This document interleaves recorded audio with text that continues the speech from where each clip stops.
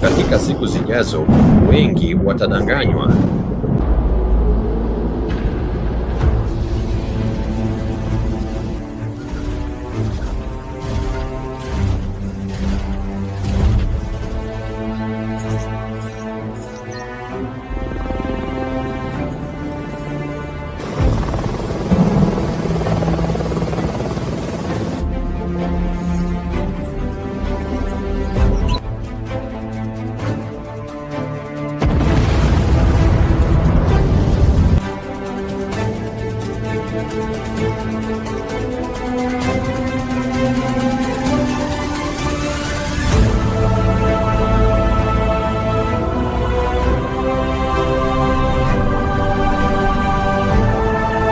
Jitayarishe.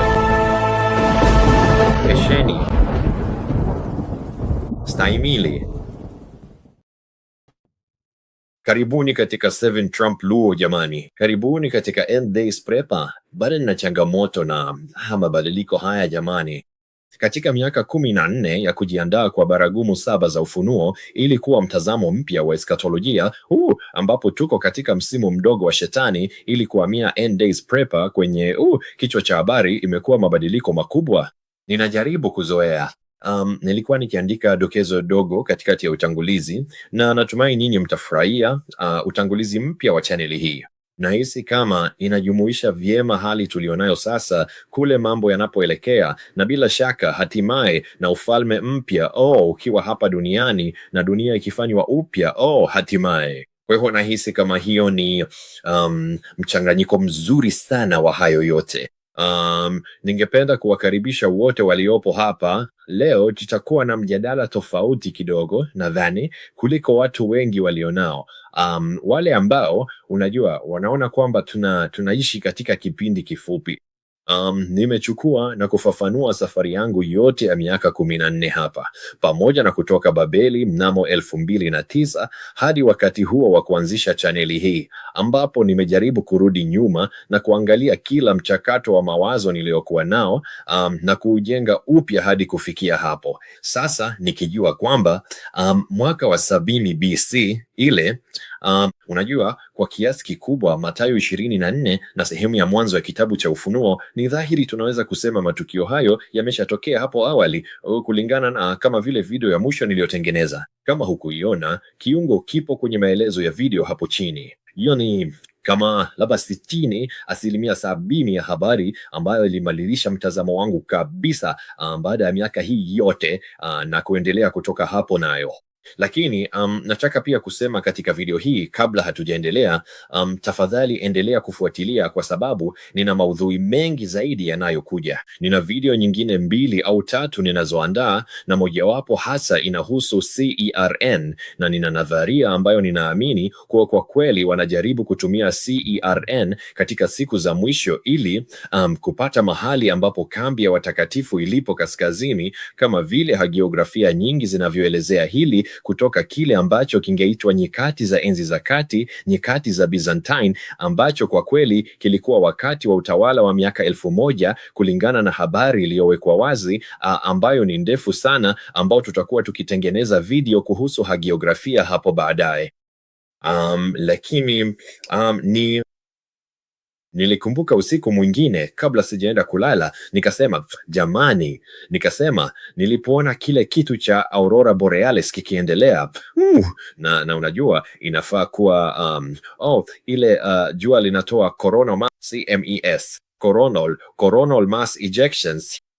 Nikasema, sio ndio wakati walikuwa wakitumia CERN kwa wakati mmoja? Na wakati wa siku hizo 2 nadhani ambazo ilikuwa ikitumika, nadhani ni wakati huo ndipo yote hayo yalitokea, na Aurora Borealis yote ilionekana hadi kusini kule Tennessee na Florida na kote kule chini. Umeipata? Kwa hivyo nadhani wanajaribu kutafuta jinsi ya kutumia hiyo kama kifaa cha kudhibiti, lakini mimi ninaandaa video ya nadharia kwa sababu ndivyo ilivyo. Sina njia yoyote ya kuthibitisha kama niko sahihi au la, lakini nilifikiri ilikuwa ni mazungumzo ya kuvutia kuyaweka wazi ili kila mtu afanye utafiti wake mwenyewe na kuwa makini na kile kinachoendelea na hilo, kwa sababu wao Jambo lingine lililonivutia hata kutafuta hili ni kwamba inaonekana mwaka wa 2030 ndio watakapowashwa tena. Na mimi namaanisha unayo ajenda 2030, unayo CERN. Ukiangalia hesabu za kalenda ya Biblia, ukijua mahali pa kuanzia kuhesabu kurudi nyuma hadi utawala wa miaka 1000 na msimu mfupi wa Shetani, unaweza kukadiria mbele.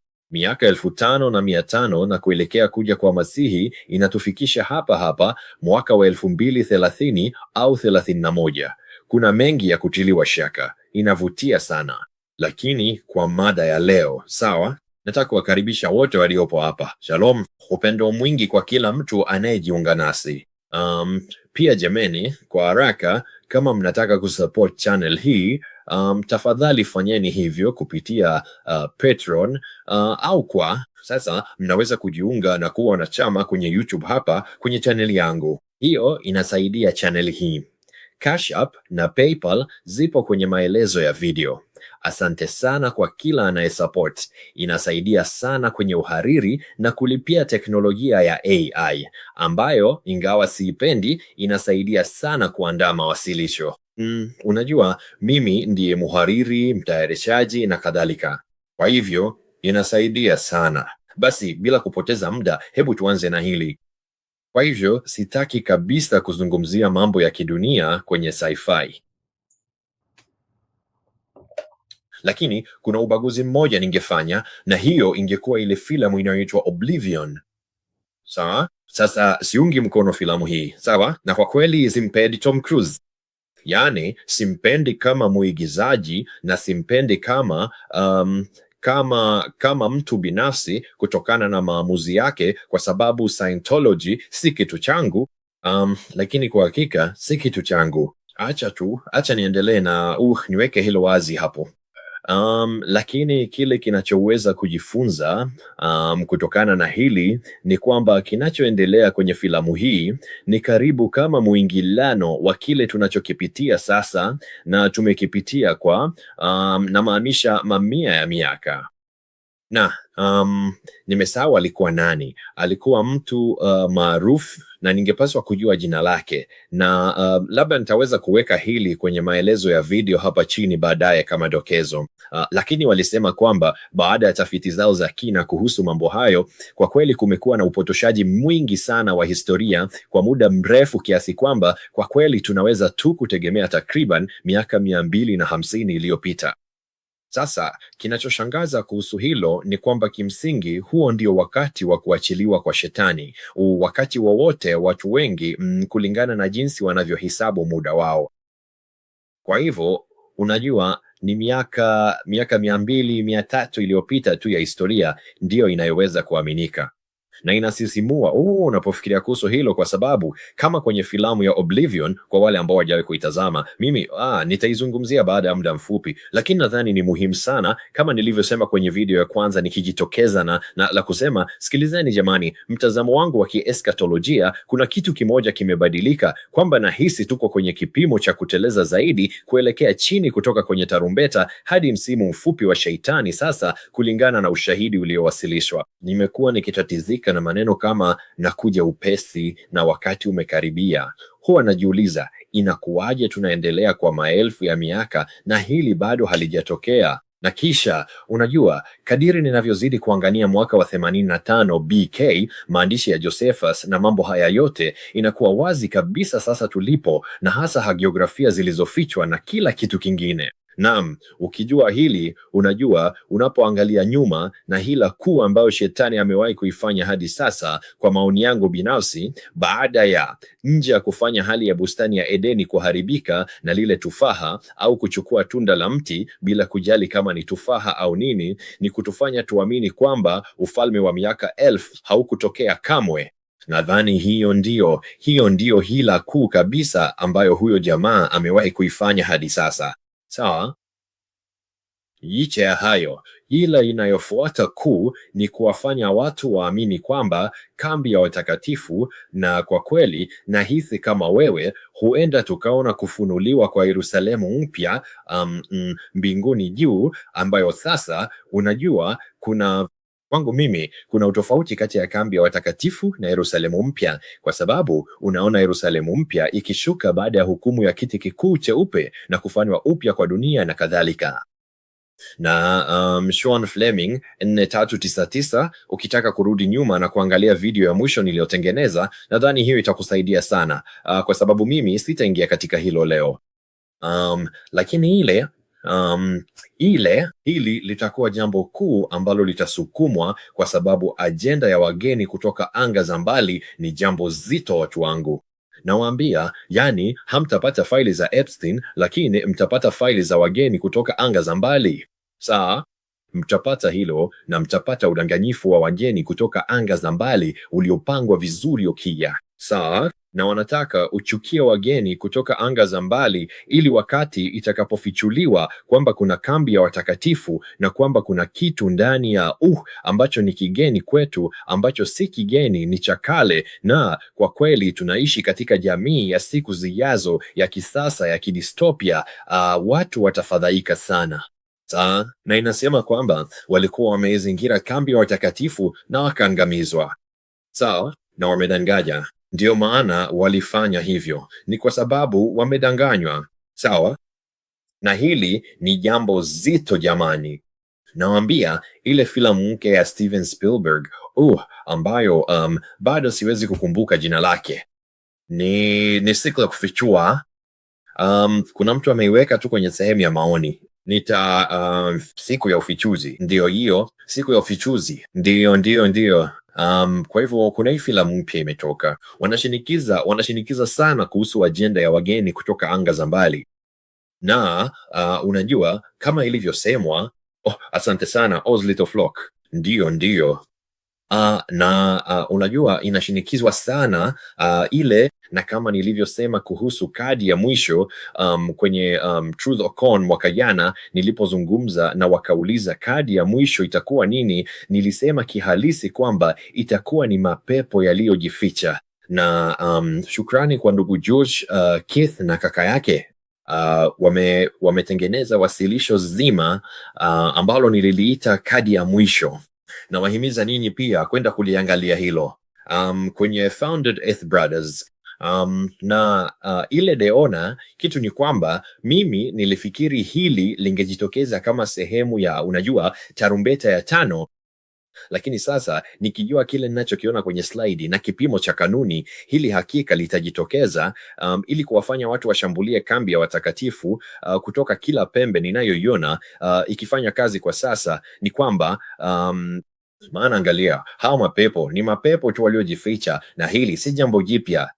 Kama nilivyosema, nimesema tena jamani, sijui kwa miaka mingapi, na huenda imepita zaidi ya muongo mmoja sasa tangu nilipoibua hoja hii mahususi, kwamba CNA Research Group ukienda kuitafuta, na ninajaribu kukumbuka wale wawili waliotaja hili zamani sana, nina mojawapo ya vitabu vyao hapa mahali fulani.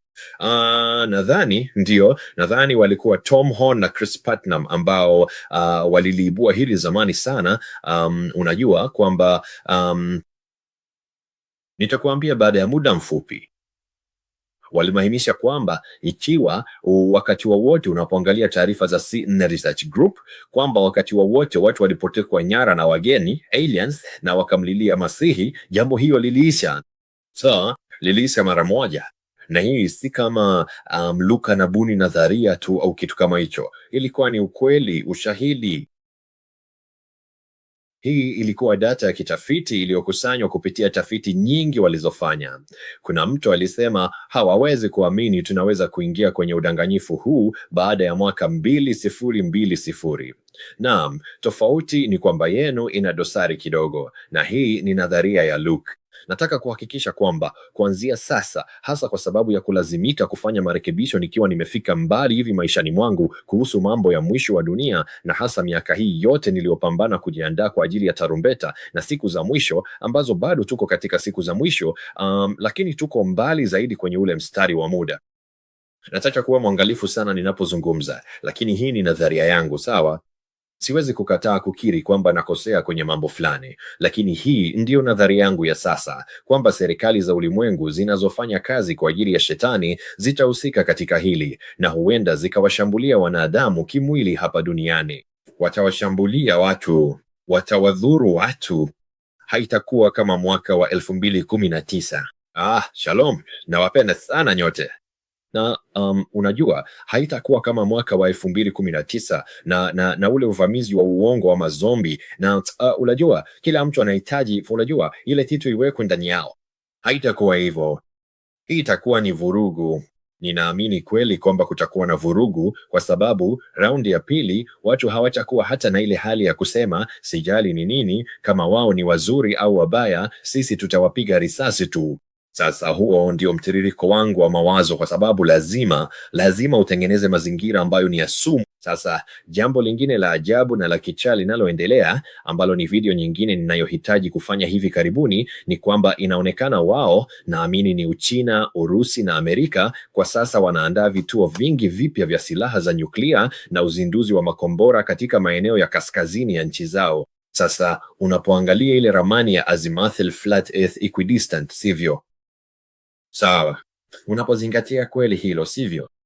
Na samahani, natumia kipanya changu kwa muda, lakini wakati maeneo haya yote yanayozunguka kaskazini yako wapi, sivyo? Kuzunguka nchi ya kaskazini.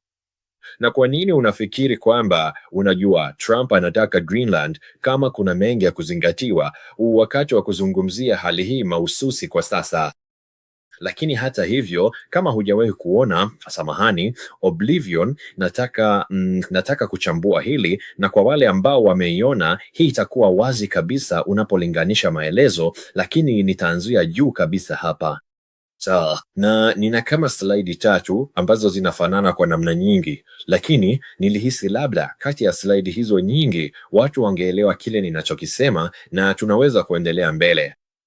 Lakini hapa nitavaa miwani yangu ili niweze kusoma hili vizuri. Ni kwamba ukiangalia filamu hiyo ya kisayansi kwa kulinganisha, sawa, ni kwamba historia ya kweli ya dunia imefichwa kutoka kwa wanadamu. TIT inadhibiti habari na kuandika upya yaliyopita. Kumbukumbu za Jack Harper zimefutwa. Walionusurika wanaitwa maadui, na pia watu hawa wamefanyiwa cloning, sawa? Hawa ni clones. Ndege zisizo na rubani, drones, zinashika doria duniani na kutekeleza simulizi rasmi. Wanadamu wanaamini walishinda vita ambavyo kwa kweli walishindwa, sawa? Na kinachoshangaza ni kwamba iliharibiwa na nakala za Jack Harper. Kwa hivyo watu wenyewe ndio waliangamiza, sivyo? Ambayo, unajua, kwa njia moja au nyingine, ubinadamu unajiharibu wenyewe pia, sivyo? Na unapoangalia msimu mdogo wa baada ya milenia, ite nadharia ikiwa unapendelea kwa sasa. Lakini inamaanisha, kwa upande wangu, nahisi kama kwa hakika tunaishi katika uhalisia. Pia inaelezea kwa nini mambo ni meusi sana hapa duniani. Ni kwamba unaona ubinadamu umesahau ufalme wa milenia na historia ya kweli ya kibiblia. Shetani anadanganya mataifa baada ya kuachiliwa kwa msimu mfupi. Usahaulifu wa pamoja wa kalenda ya matukio kuhusu utawala wa Masihi na kambi ya watakatifu. Yerusalemu mpya bado haijaja. Wale wanaohifadhi historia iliyosahaulika mara nyingi huonekana kama watu wa pembezoni au waliodanganyika. Nashangaa sana mtu hajaniita mzushi kufikia sasa kwa kuhama na kurekebisha mtazamo wangu kuelekea hili. Mifumo ya kisasa ya ufuatiliaji, vyombo vya habari na serikali inatekeleza masimulizi yanayokubalika, na wengi wanaamini ufalme wa Masihi bado ni wa wakati ujao badala ya wakati uliopita. Sawa? Na tunapoendelea zaidi katika hili, hapa mfumo wa huduma ya clone ambao hauelewi. TET inaonekana kama mlinzi wa wanadamu.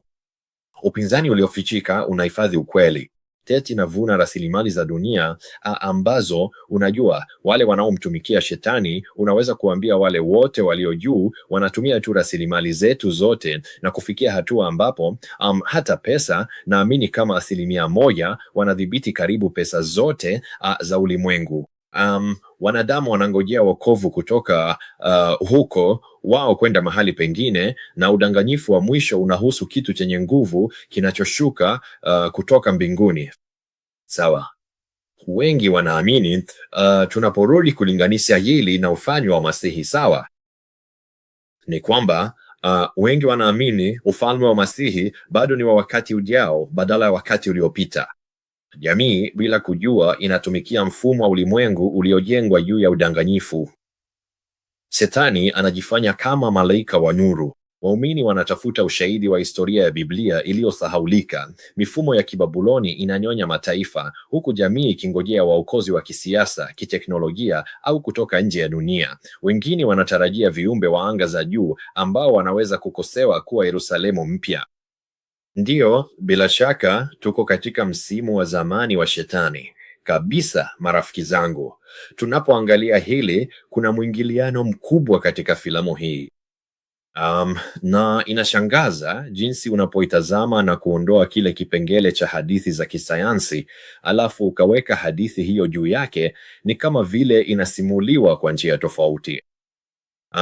Na sijui ni nani walikuwa waandishi wa hii au unajua nini kinaendelea, lakini ilikuwa ni wazimu sana kurudi na kuitazama tena, na hata nilimwonyesha mke wangu kwa sababu niliona hii miaka na miaka iliyopita, labda zaidi ya muongo mmoja uliopita nilitazama hii, na unajua Jackie polepole anazinduka katika hali hii halisi na anagundua nini kinaendelea, unajua.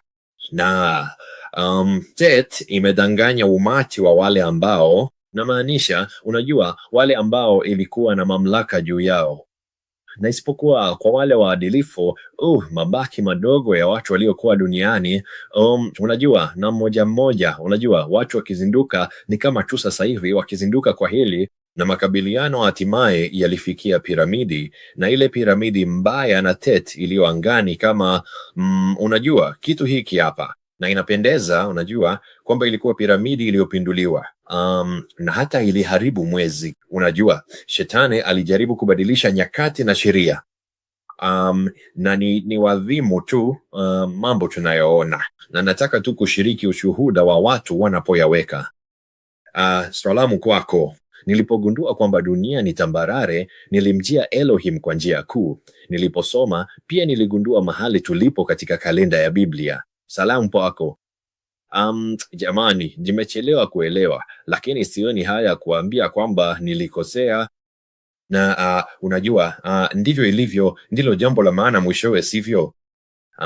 Lakini mwezi uliharibiwa hata na hiyo ndio iliyoanzisha uharibifu na mabadiliko ya dunia na kila kitu, na tutaizungumzia hiyo hivi punde kwenye slide nyingine hapa. Na hii inaonyesha tu amnesia ya kalenda ya matukio, dunia ya usahaulifu dhidi ya msimu mdogo wa Shetani. Kama nilivyosema, nimeiweka hii pamoja na tofauti fulani ili uweze kuona. Na hapa unajua, ile kwa kweli nitakachofanya ni kuiacha hii ili ninyi muweze kuisitisha na kupiga picha za screen ikiwa mnataka. Ikiwa mtu anataka nakala ya wasilisho hili, nitafurahi kuituma kwa barua pepe kwako. Hasa wale wanaounga mkono chaneli hii kifedha, tafadhali usisite kunitumia barua pepe, kwa sababu ninyi nyote ndio mnaofadhili haya kuanzia sasa, na nitahakitisha kila wakati na mkumbusha kila mtu kwamba hata wale ambao hawafadhili haya, kwamba watu wanaofadhili chaneli hii ndio wanaowajibika kwa hii kuwa na ubora huu tena, sawa? Kwa sababu huyu si Luke anayefanya hivi peke yake. Nitakwambia hivyo. Vitu hivi ni ghali sana kuendesha, na unatozwa kila mara. Lakini unaona huyu mnyama mkubwa anayedhibitiwa na teknolojia ya AI, mashine ya kutisha, sivyo? Na mashine hii inatumia rasilimali za dunia kupitia mitambo hii ya maji na ambayo inaitumia kama mafuta. Na unaona kwamba taarifa zinadhibitiwa. Ina ndege zisizo na rubani zinazoendesha kila kitu, zinazodhibiti kila kitu. Ulimwengu uliopo hapo ni magofu tu na umefunikwa. Sasa umefunikwa kwa sababu ya uharibifu mkubwa. lakini inaonekana kama mafuriko ya matope ya Tataria ambayo nitayazungumzia hivi punde. Nimepiga picha za screen kwenye matukio haya ili uone jinsi majengo haya na vitu vingine tunavyoviona leo vilivyojengwa. Inavutia sana. Sio mahali tunapoanzia, bali tunapomalizia ndiko kunakohesabika. Kabisa, marafiki, kabisa. Lakini kwa hivyo tukiangalia mifumo hii, sivyo? Kwa upande huu, unajua, tunaona kwamba uliumbwa na akili bandia, udhibiti na utawala wa unyonyaji. Binadamu wamesahau historia yao, hadithi ya uongo inachukua nafasi ya ukweli, magofu hayafahamiki vyema, watu wanaamini wako salama. Sawa, shujaa anagundua utambulisho uliofichwa na mgogoro wa mwisho dhidi ya Tet unafuata, sawa, ambayo hatimaye onyo la kuharibu mshangao wanaiharibu, sawa, na ubinadamu unawekwa huru, sivyo? Lakini kama nilivyosema, baadhi ya haya ni maelezo yanayoingiliana, lakini nilitaka tu kuweka ulinganishi wenye nguvu katika chabuzi mbalimbali za slaidi ili uweze kuona hili, sivyo? Na kwa hivyo unapoangalia ile mifumo, sivyo, kwa kulinganisha na kile nilichosoma hivi punde dhidi ya Oblivion, ni kwamba udanganyifu wa Shetani, yeye hudanganya na kushutumu, huiba, huharibu. Saa mataifa yanasahau historia yao ya kweli. Unajua, nadhani inavutia, unajua, ambapo watu wanasema Masisi mtu mweusi hakuwa mtu mwenye rangi nyeusi, na kisha ni kama ilikuwa nini hivi karibuni, kama Putin alionyesha vitu, ilikuwa na picha, michoro na vitu vya kale vya Masihi na wanafunzi wake, wote wakiwa watu weusi. Nikajiuliza, hii inafanyaje kazi kwenu? Ni wazimu. Vitu hivi hufichwa, na hiyo ni mazungumzo ya wakati mwingine. Nimeshafanya video tayari kuhusu True Hebrews Lodge, unaweza kwenda kuitazama. Sasa tumefikisha watazamaji 1,000,000, unaweza kwenda kuitazama. Inapaswa kuwa rahisi kuitafuta. Lakini una mabaki ya kale yanatafsiriwa upya. Watu wanaamini wao ni mabaki salama. Mabaki hutafuta ukweli uliosahaulika, na mzozo wa mwisho dhidi ya mji mpendwa utatokea hatimaye. Na ukifikiria hili, si jambo la ajabu sana kuamini kwamba yote haya yalitokea. Yani, kama unajua, inavutia pia wakati wowote unapofikiria majengo yote ya kale yaliyotapakaa kote duniani leo na kila kitu, uharibifu mkubwa ambao umetokea katika miaka 250 iliyopita tu, ambao umeharibu majengo mengi ya kale kutoka historia ya awali, sivyo? Pia ukiangalia vita vyote vilivyotokea tangu mwanzoni, au naweza kusema katikati hadi mwishoni mwa miaka ya 1600 na 1700 na kuendelea, sivyo? Kumekuwa na mapinduzi. Yaani kama mapinduzi ya Ufaransa yalienda kwenye mantiki, unajua, enzi ya mantiki na yote haya na mambo yote ya kishetani ambayo walijihusisha nayo. Yani mambo yote ya kishetani yaliyokuwepo kama kwenye mapinduzi ya Ufaransa na mapinduzi ya Marekani na miungu yote ya uondo, miungu midogo, mambo yote haya ya ajabu ambayo yaliendelea wakati huo. Unaona hili nyuma ya pazia la mapinduzi haya, sivyo? Ni ajabu. Tunamwasi nani hasa? Hilo ni jambo lingine nahitaji kulizungumzia kwa kina. Nitalinukuu kwenye daftari langu ninapotengeneza maudhui ya video.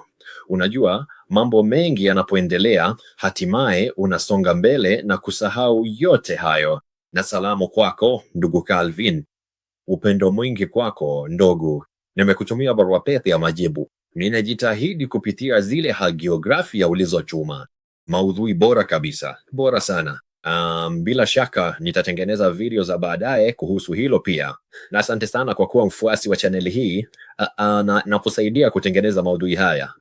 Siku zote nataka kutuma upendo mwingi kwenu nyote ambao nachangia kwa njia yoyote ile, kwa sababu si kuhusu mimi, ni kuhusu ufalme. Kwa hivyo jamani, tukisonga mbele, sawa? Unapoitazama ile filamu na anapokuwa akiruka kwenye kile chombo chake kidogo cha usafiri kwenda kufanya matengenezo kwenye hizi droni na vitu kama hivyo, yaani unaona. Sasa ngoja nikuambie, lile bwawa la kuakisi kule DC linaonekana vibaya sana saizi, lakini lilionekana vibaya sana kwenye ile picha pale. Yaani lazima niseme, unajua, wacha nifanye kama Trump. Huu ndio uharibifu wa bwawa la kuakisi unaovutia zaidi ambao umewahi kuona. Hakuna mtu anayeweza kufanya uharibifu wa bwawa la kuakisi kama huu. Yaani, mabibi na mabwana, hili ndilo bora zaidi kuwahi kutokea. Na hapa nikisikia sauti ya Trump, kuna sehemu ndogo ndani yangu ambayo inataka kutapika tu. Mimi siwezi kujizuia. Sasa sitaingia kwenye siasa, lakini nimeona hili na nikawaza kuhusu ule mnara ule bwawa la kuakisi. Yaani lazima niseme bwawa letu la kuakisi katika uhalisia wetu kwa sasa linaonekana kidogo, hata na yale mwani ndani yake linaonekana bora kidogo kuliko hili lililoharibiwa hapa. Lakini unaweza kuona hapa ambapo unajua DC, eneo hili lililokuwepo, unajua kama limefutika kabisa, sivyo? Na kwa hivyo kuna hizi miundo yote ambayo sasa mamia ya miaka baadaye, unajua, au samahani, hapana, hii ilikuwa miaka 60 baadaye, miaka 60 baadaye, inaonekana kama imefunikwa milele, sivyo? Unaangalia ustaarabu wa kale. Na kwa hivyo hapa unaona, tazama miundo hii. Hizi zilikuwa, nadhani hii ilikuwa anga ya jiji la New York. Hapana, ilikuwa anga ya New York au Chicago, siwezi kukumbuka. Vyovyote vile, kwa ufupi, mtu anaweza kunistahisha kuhusu hilo baada ya muda mfupi, lakini vyovyote vile kulikuwa na anga ya jiji, sivyo? Na kulikuwa na kama jengo moja refu lililochomoza juu zaidi kuliko majengo haya mengine. Kwa hivyo unajua, unaweza kuona kote huko, na sasa hii inaonekana kama Grand Canyon, sivyo? Lakini kwa kweli ni matope yaliyofunika na kupanda juu ya majengo haya, na sasa una maporomoko ya maji yanayotiririka katikati ya majengo marefu na vitu kama hivyo, jamani.